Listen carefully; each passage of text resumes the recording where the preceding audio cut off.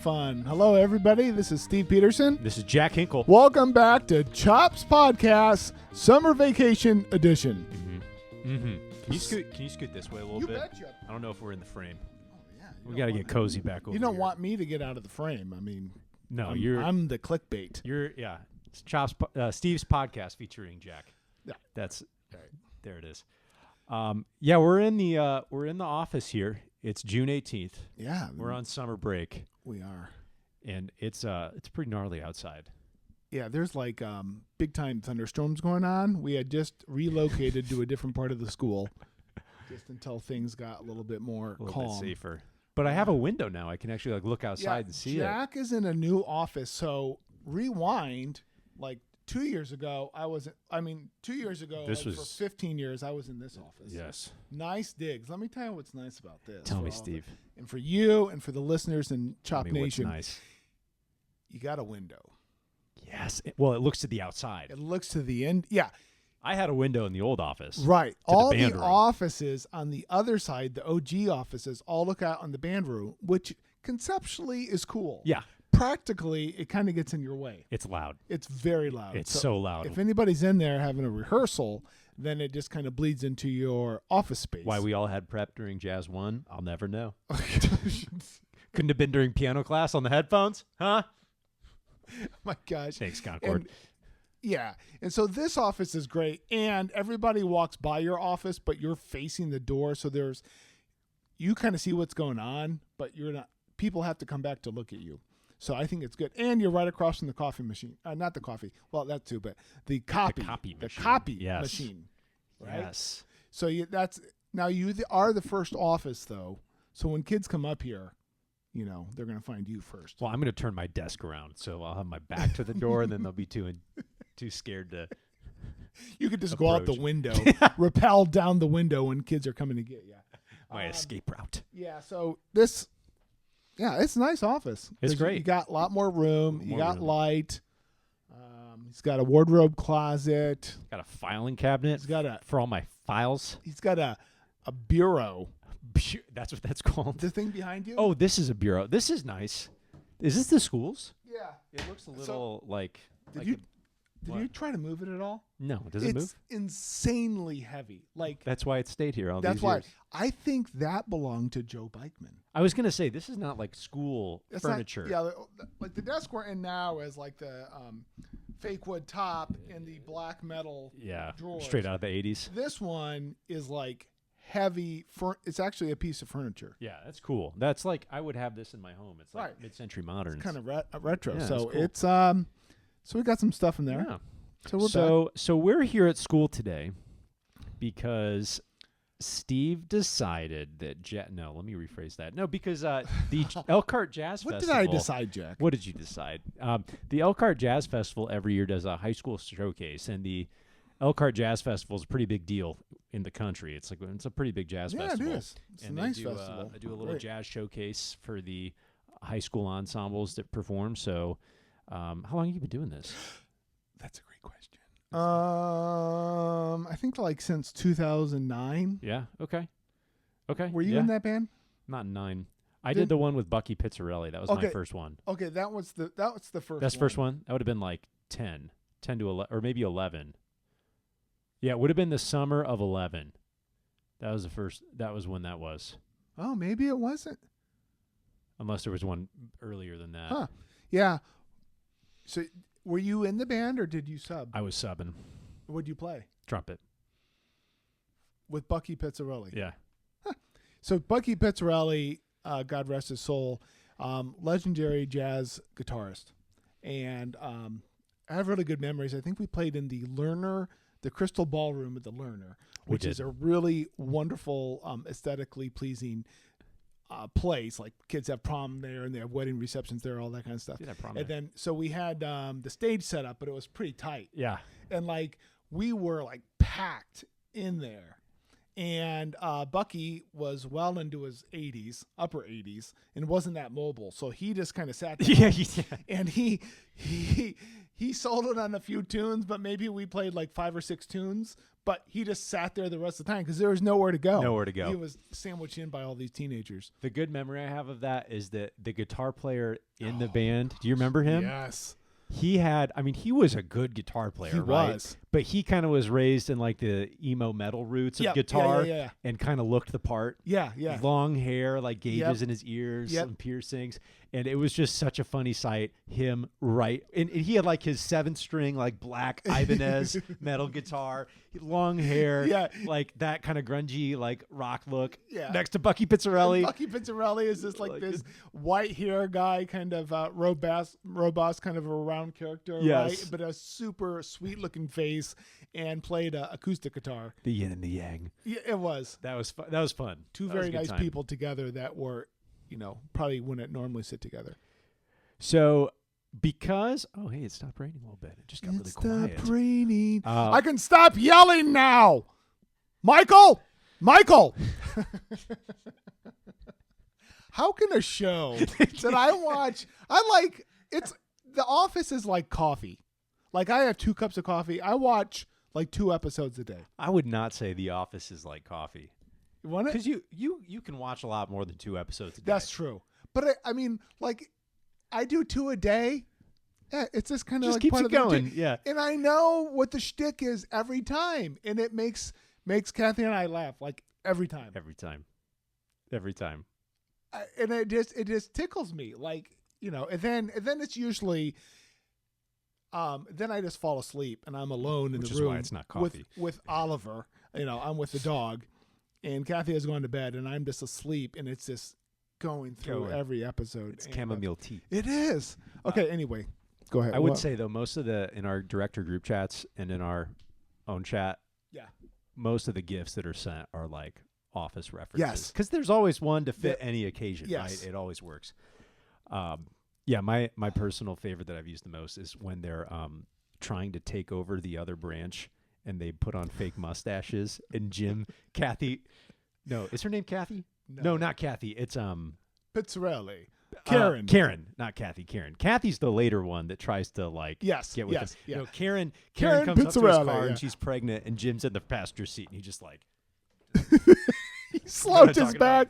Yeah, he slouches back, and he's got that mustache. I just send that gif all the time. Okay, that's our 2-minute sidebar from The Office. Wait, I just called her Karen Pizzarelli. That's like I was Bucky Pizzarelli. Wait. It's Karen. Relapelli. Karen. It's something Italian. Yeah. It is. Yeah, okay, it's Karen, who is also in Parks and Rec. Okay. Okay, that's our Office sidebar. So one of the things that we were talking about before hungry. we Okay, go aired ahead. is that the night that we do this every year, like a Wednesday rehearsal before. I say we, it's really your thing, but I But feel you've like been a part. I play something at it for every. I didn't last year, but every other Yeah, year you've there's been always some kid that has some obligation Yeah. they can't make it because it's in the middle of summer and it's Right. fine. So it's interesting that to call back a night and it's like it's a class, like jazz band's a class, but it's like in late June And the grades are done. and there's no obligation. The There's kids, no and in this band, it's like 21 kids, and only 4 of them haven't graduated. right. 18 of them are like, peace out. Yeah. They're on summer, like truly. They have no obligation to the school at all, and the other 4 are returning. But the vibe has always been like, oh, I'd love to come back and do this. Yeah. It's kind of fun. And there's something we've talked about this concept before. It comes from help me out. There's a coach. The Volunteers. Is it Mike Tomlin? You're the sports guy. You're the sports trivia guy. He doesn't want. Okay, we'll go on a limb, but if you think we're wrong, let us know. But I think it's Mike Tomlin who's the head coach of the Pittsburgh Steelers. And he said, On my team, I want volunteers, not hostages. and that's kind of something that we think about when we teach our classes. Yeah. Now, this is like kind of funny money because obviously we teach electives, so every kid volunteers to be an elective. But it's not English class where they have to be there and they have to get the credit, all that stuff. Right. But kids do come to school, and I would say there are days they don't want to be in our classes, which is fine. Which That's- hurts our feelings. I mean, We just cry in our cars about it for reality 3 hours is, after we good get thing out of there's school. a 5-minute passing period because we can, dry our tears and go Yeah. weep. Like 4 minutes to cry, I was like, wipe those tears. 1 get- minute, you know. to redo the makeup and come back in. Gosh, It's, yeah, that it's a is great life. that is interesting because it is a co-curricular, but it's an elective that they chose to put in their schedule. But just like anything, students that are in athletics Right. or pro football players, like they're choosing to be there. They like the activity aspects of it, but then it's that idea of, do you want to be here or do you have to be here? I've talked to a fair amount of classroom teachers or just teachers. I've talked to a lot of teachers, and a lot of them, they're like, wow, it must be so nice. Like, they signed up to be in your class. Like the unwritten part of that is that, like, I have a bunch of kids who I can't get out of there, and they got to stay, and they hate it, and they hate me, and it's a horrible time. Like that's kind of the vibe. Right. I never know how to respond to that. Right. Because your kids want to be there. It's a yin-yang kind of thing. Yeah, it is. Okay, you also have job security. Like they will never take away English 9. Right. And all the electives, the electives are based, it's student driven. Mm-hmm. Who wants to take art? Who wants to take Spanish language? Who wants to take, band or choir? The dark side of me always wants to be like, yeah, I have it so easy. Yeah, you're right. You're right. It's so easy. My job's such a joke. It's just the easiest thing. Yeah. But I mean, they're right. The kids did sign up. Somebody signed them up for it. Whether that's a counselor or a parent or the kid itself. But Right. they're there. I know where this is going. Where's it going, Steve? I got a tie-in because I got a tie-in to this. So, okay, so this would be a good example. I love good examples. This example, like Chops, Chops. Okay. we're volunteers. We're not hostages. To do the podcast. Right. Right. Right? Right. And so, like, the way it went down, like, Well, you didn't want to come today? You didn't want to record? No, but like during the winter, Oh, okay. I said, I'm going to step aside for a little bit, right? And then you did a few episodes on your own, and Yeah. you said, if you're interested, maybe if you want to get back in the swing of things, maybe we could like do an end of year episode and maybe just like a midsummer one, something like that. Yeah. I was like, yeah, cool. So like a volunteer. Okay. You weren't like ultimatum, like Chops is going to fold unless you put in 3, It was kind of like, you want to do it? I was like, yeah, cool. So one of my teaching mantras is you always have a choice, right? And Yes. Here it is. right, Here it It's is. Full circle. It's full circle. Yes. Because you do have a choice, like to go to school, and the kids will always like roll their eyes and say, I don't have a choice. Well, my parents made me come. I have to be here to get a grade. But you could like, yeah, The doors, what's your line? The doors only lock from the outside. right.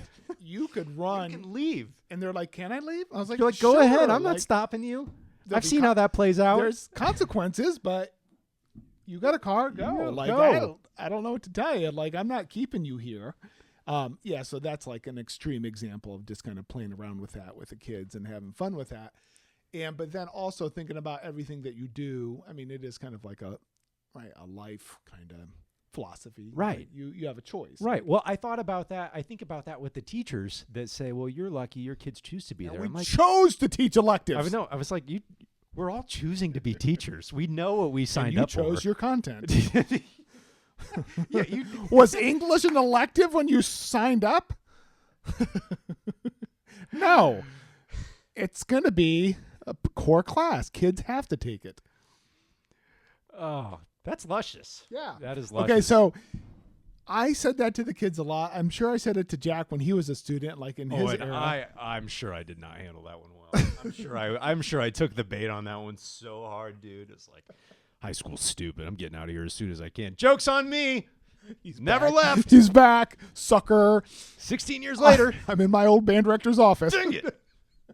No, He's so playing a long it game. was the jazz festival, and The year after you Oh, graduated? I know what you're talking about. Yeah, that was not okay. part of that. Okay, so we had a summer rehearsal, and kind of like the same kind of thing. Like on a Wednesday night, we did it, and as I recall, all the students were there that needed to be there. And then we got, this is going. I do. We used to go out to Grandma's House of Pancakes, Good times. and we used to have breakfast together, and everybody was there, but 2 boys were missing, and they happened to play the same instrument, and nobody was able to get a hold of them. And so this was going on, and then they're like, oh, they're spending the night at each other's house. They just overslept. And I was like, okay, good. They can meet us downtown. And I remember sending a text. I don't know if it was through Remind. I don't know how that all worked out, but I was like, got in touch with one of the boys, and they said, we're not going to perform at the jazz festival. Just like flat out. And I said, that's disappointing. Text. Sent back. You always have a choice. No! They turned it on me. I got filleted by my own kids. I was like, yes, you did. And I remember driving down County Road 20, Mishawaka Road towards downtown like that. Chucking your phone out of I your was window. like, son of a gun. Grr, drop it. Those kids, those wrestling kids, I'm going to get to them. And that, I was like, at the moment, I was like, I need to craft the response of all responses, just to let them have it. And then, thank God I didn't, and I didn't respond. And I just let that one fall off the vine. And those guys had graduated, right? They graduated. They were done. And as it ended up, Brian Golden, one of our band director colleagues, and another student were downtown with their trombones. And so they played with us, and it was fine. But then I saw those boys later. I did follow up with the parents like a week later or something to say, hey, it's water under the bridge, but I just want to let you know this is what your sons did. And they came back like for band camp to watch the band, and I gave them a hug, and it was all cool. But it was just like, what are you doing? So That's so fascinating to like be on the other side of. What do you gain? I don't know. What do you gain from Well, it? I mean, maybe they're trying to like flex on you, but it's really just like hurting their team, their peers. Right. And then, I think then it was kind of like a little enlightening to me, like, oh, maybe they had some beef with me. Okay. Yeah. I was like, oh. And then I could think of some things in the school year that transpired that maybe they felt a little underappreciated. Some decisions I made, and but I was like, golly. If I weren't a teacher, I would have been like, that is like a brilliant response to your teacher. Like, you always have a choice, but that was like a mic drop. I was like, wow, this got used by my own sane. So the vibe is volunteer. Like, let us know if you're not going to be around. So Jack is playing tonight. He's playing guitar. Yeah, I have to play guitar. He has to play guitar, and you like playing guitar. Yeah, right. I do. No, it was fun. And so that's cool. And then we have Jimmy Bennett, who is our choral director at Concord High School, who's also a former member of the band that used to play lead trumpet. Mm-hmm. And so he's coming back to play second trumpet because we have a student away at a camp. So that's fun. And I have good memories of this night because I feel like we talk for you always talk to the kids for like 10 or 15 minutes, right? You kind of give your summer update. Yeah, and half the kids are sunburned. Oh, dude, that was you. That was me. That was you. Okay, now that we have to go back to this night because that night was epic. That was I just graduated. Yeah. My senior year, right? 13. And that was the year we had the Truth. The Truth came and did. Gosh, you remember they that? did a vlog, like a video like segment on you on the band. Yeah. And we played frisbee with the reporter in the parking lot. Yes. He was a cool dude. He was a baller. For a while it was on YouTube, and it was really well done, documentary. Yes, it was. That was cool. But so you were in that band. I was in that band. Okay. Yeah, we all came back in our like tank tops from hanging out in the pool all day, and we looked horrible. You guys We were were like lit up.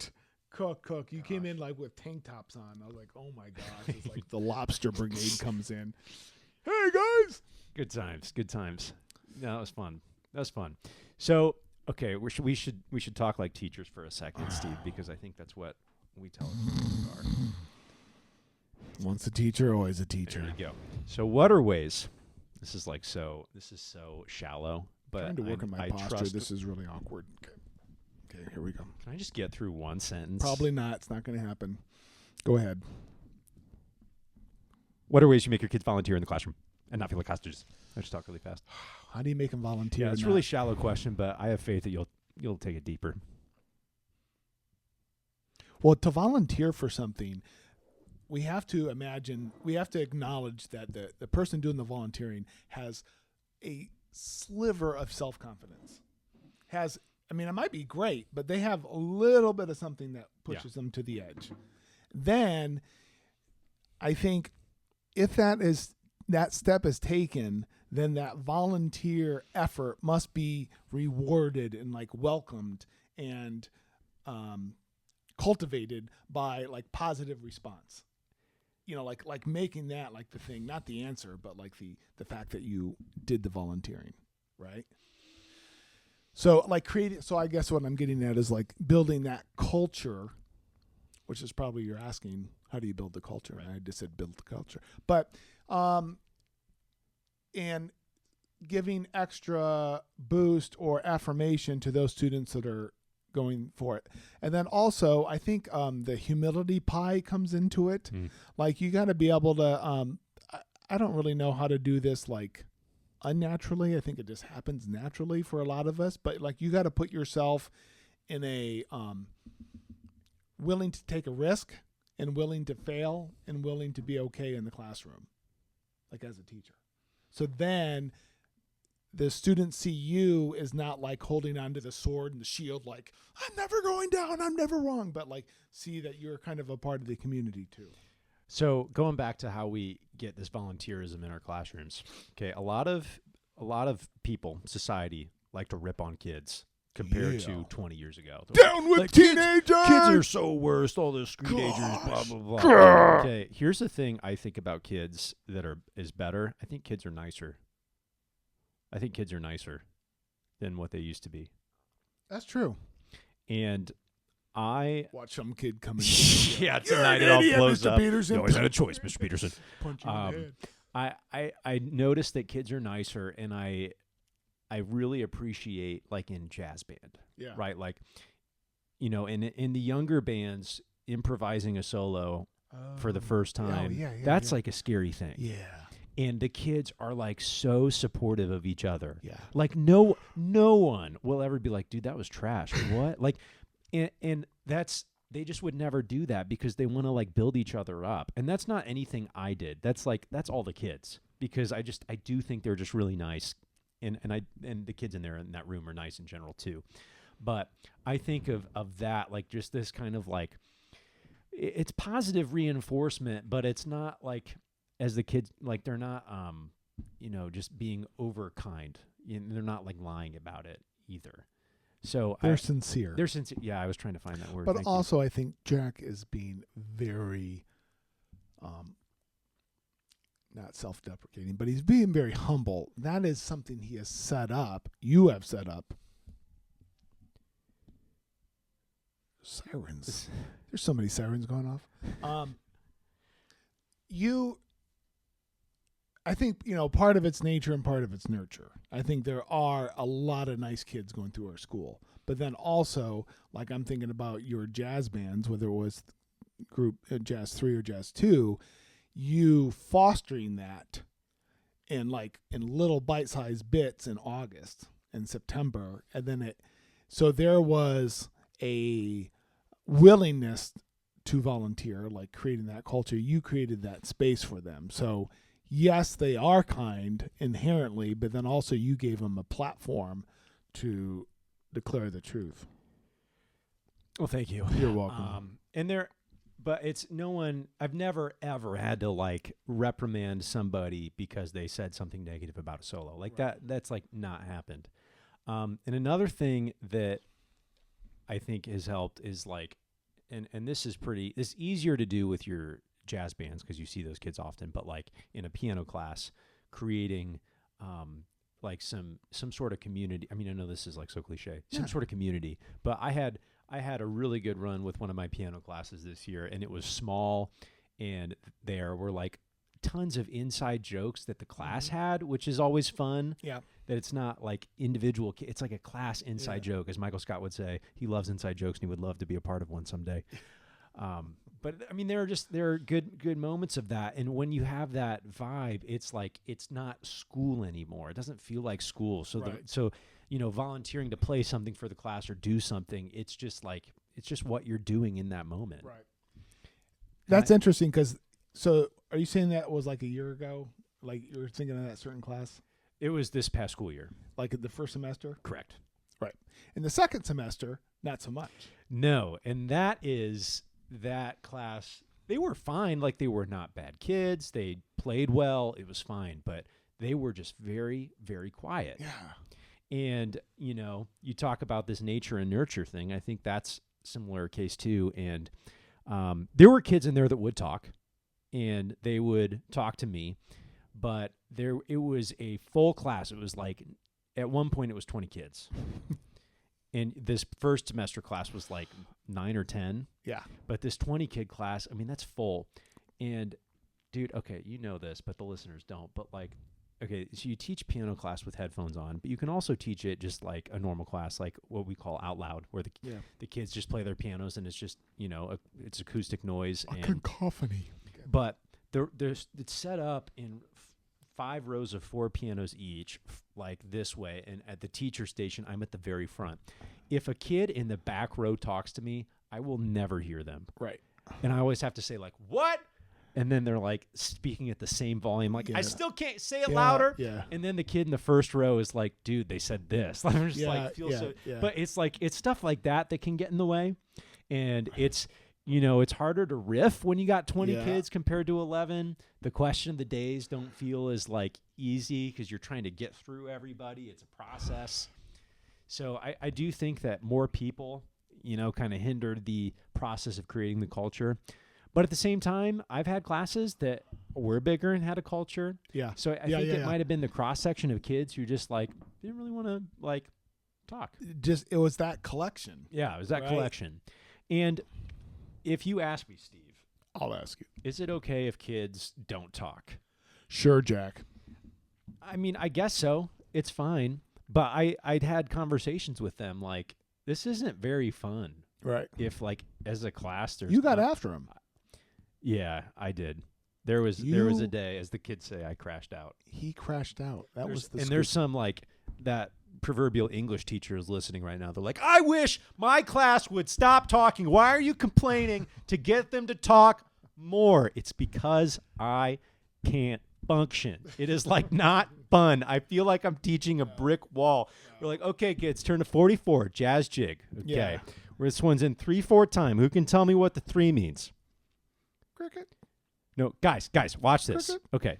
Take your hand, do this. Okay, now put it up to your face. Okay, blade. Okay, now put it up higher. Okay, leave it there. Okay, leave it there. Okay, who can tell me what 3/4 is? And the hands are all up. And they're like, okay, great. Yeah. But that's the stuff I was doing, right? So it's a mystery. It is a mystery. It's a mystery. Yeah, that nature versus nurture, and the size of the groups and the proximity of the students. Yes. And those all take different talents and skills to help lead and maneuver. Yep. And then a certain willingness and participation level with the ensemble. But you think about piano class, 10 kids. Yeah. Jazz band, 20 kids. Concert band, 50 kids. Yep. Marching band, 220 kids. And like how you relate to that many people or few people, and the level of individual participation, like at a verbal level, and that's you're constantly going through like managing that in your mind, right? All the time. All the time. All the time. Yeah, I know we did that episode on multitasking, but that's like, it's so real. Because teachers are so good at speaking and like saying coherent things that's like teaching, but you are thinking of something completely different in your mind that entire time you're talking. You're like talking about quarter note lengths with staccatos, but you're looking at that one trumpet player that's still talking to the other one, and you're like moving. He's still toward down them. there right now on summer vacation. He's probably still down there. He's probably still down there. Yeah, he never knew the bell rang 3 weeks ago. My bad, bro. That's But so back to the volunteer thing. That I think a quick way to make hostages is to just I'm thinking back to my student teacher days when that kid pushed me over. I created hostages. Yeah, you didn't He give was him a freeing choice. himself. Yeah, you didn't give him a choice. Yeah. Except to bust out. That was a quick way to make hostages. It's like that when I was teaching that rock and roll history class, student teaching, and the kid's like, "Can I go to the bathroom?" I said no. And then later I was like, "Hey, you need to pay attention." He's like, "Hard to pay attention when you got to go to the bathroom." And I was like, "Touche." Touche, my guy. Yeah, that was tough. So, we need to, maybe when we spawn Shut down the podcast. When we spawn a new season this school year. Where are we dropping, boys? When we spawn a new season like this fall, like we should get some more grade school teachers in here, because that's like a different gig. Like you're with a 5th grade class. I know you have pullouts for math and English, right? But you're like with the same 25 kids all day. And like you create this community and you create this system that like on day one, the stakes are high. The stakes could never be higher. And all you're doing is taking attendance and giving the kids their meal tickets and where they sit and all this stuff. But I mean, that starts like the volunteer, that starts day one. That's like high stakes. Sorry, you kind of made me shut down for a second because no, I mean, it's true, but they're with those kids all day. I know. All day. I mean, they go away for their specials like once or twice a day, but like, how many times they come in your classroom and then they're just there for hours at a time? Hours. You're like teaching the same piano class all day. But you're teaching more than piano. But it's the same collection of kids. Yeah. It's like investing like in the stock market like once every 5 years. You just hope it works. Oh, right? That's high stakes. That is super high stakes. August is like critical mass. But then you think of the specials teachers, it's the complete opposite. You see your kids once a week. Right. But you see them for 5 years in a row. Right? You get to see them in the same amount of time, but it's like spread out. Over 5 years. It's less concentrated. Isn't that wild? So every kid in the school is your student. Right. So how do you create volunteers out of that? You see them once a week, but then you see them for 5 years. So oh my gosh. And then we have our kids. I mean, some of them we have them for 4 years, every but day for 4 years. Every day for 4 years for an hour, not for 7 hours, but for an hour. That's kind of wild. That's like a truth or dare. That's Would you rather teach 25 students every day for 180 days, or teach 20 students every 60 minutes? Also, your Fortnite joke was pretty good too. You like that? I was thinking we talked about Fortnite a lot in jazz too. There are some students in that class that are very financially invested. Let's say that. Yeah. COVID.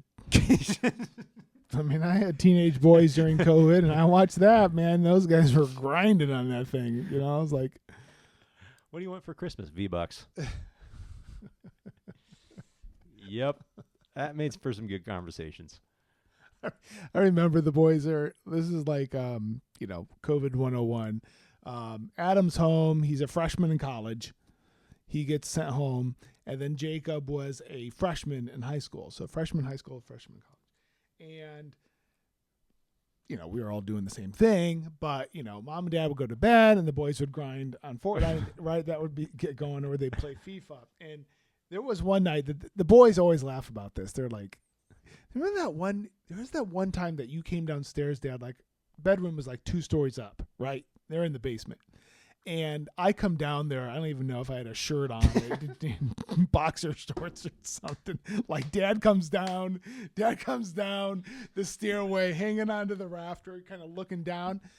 And then they got quiet because they were being super loud playing video, and Shocking. and I was like, now I think it's hilarious, but I was like mad. I was like, because it was so loud. I was like, Jacob, do you know why I'm down here? And he goes, because I'm yelling. I said, because you're yelling.